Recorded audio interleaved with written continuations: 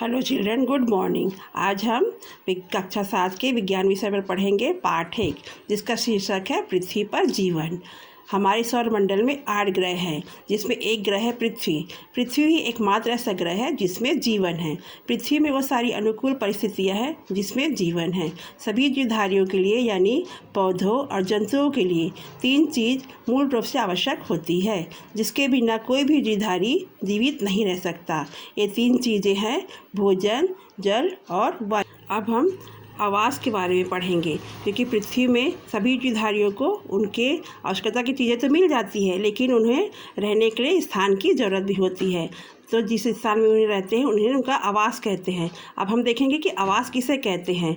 तो आवास जहाँ जीवधारी रहते हैं और प्रजनन करते हैं उन्हें उनका आवास कहते हैं। सभी जीवधारी भिन्न भिन्न प्रकार के पर्यावरण में रहते हैं, कुछ ज़मीन पर, कुछ पानी में। ज़मीन पर रहने वाले जीव कई प्रकार के होते हैं, जहाँ जीवधारियों को जीवन के लिए आवश्यक चीज़ें सरलता से मिल जाती है। कुछ ऐसे भी स्थान होते हैं जहाँ की परिस्थितियाँ जीवन के लिए कठिन होता है। वह स्थान है रेगिस्तान।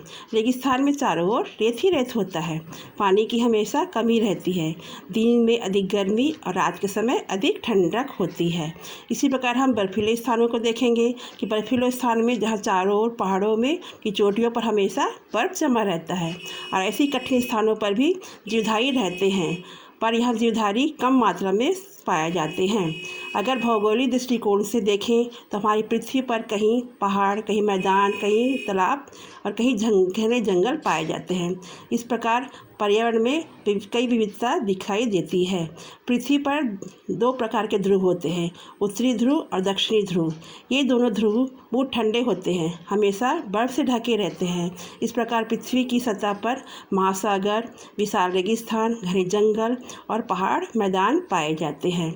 इस प्रकार यहाँ आवास के बारे में हमने सीखा कि भिन्न भिन्न आवासों में रहने वाले जीवधारी का शरीर इस प्रकार ढल जाता है कि वे अपने आवास के बिना कठिनाई से जीवित रहते हैं।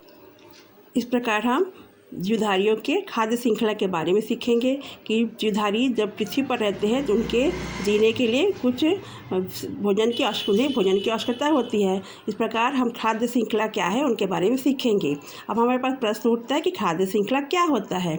तो जो छोटे जीवधारियों को उससे बड़े जीवधारियों द्वारा खाए जाने के कारण एक लंबी लंबी जाल बन जाता है, उसे खाद्य श्रृंखला कहते हैं। खाद्य श्रृंखला की शुरुआत पौधे से ही होता है। पहले हम देखेंगे रेगिस्तान का खाद्य श्रृंखला। रेगिस्तान में बबूल के समान दिखने वाला खेजड़ी नाम कांटेदार झाड़ियाँ होती है। नागफनी और रेगिस्तानी घास भी होते हैं। पौधे खाद्य श्रृंखला की पहले कड़ी होते हैं। रेगिस्तान में छिपकली, चूहा, बाज, उल्लू और लोमड़ियाँ भी पाए जाते हैं। अब हम देखेंगे रेगिस्तान का खाद्य श्रृंखला इस प्रकार से होता है। खाद्य श्रृंखला में पहले पौधे, फिर रेगिस्तानी कीड़े, फिर छिपकलियाँ और चूहे और बाज और उल्लू आते हैं। इस प्रकार खाद्य श्रृंखला रेगिस्तान का। अब हम समुद्र के खाद्य श्रृंखला के बारे में पढ़ेंगे। समुद्र में चारों ओर पानी पानी भरा होता है, वह कभी सूखता नहीं। समुद्र में विभिन्न प्रकार के काई और छोटे पौधे तैरते रहते हैं। ये सूर्य के प्रकाश और पानी में घुली कार्बन डाइऑक्साइड से भोजन बनाते हैं। ये पौधे समुद्र के पानी में बहुत ही बड़ी संख्या में होते हैं और एक बड़ी खाद्य श्रृंखला की पहली की कड़ी है। समुद्र में रहने वाले बड़े से बड़े जीव जंतु इस पर निर्भर रहते हैं।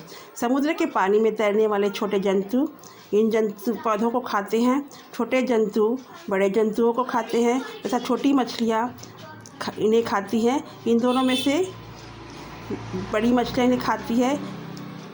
इन बड़ी मछलियों को समुद्र के पास रहने वाले जंतु होते हैं, वे इन्हें खाते हैं, जैसे ध्रुवी भालू और सील मछली। इस प्रकार समुद्र में शुरू होने वाली खाद्य श्रृंखला ध्रुवी भालू के साथ ज़मीन पर समाप्त हो जाती है। इस प्रकार समुद्र का खाद्य श्रृंखला बन जाते हैं। अब बच्चों, हम मिलेंगे दूसरे वीडियो पर। थैंक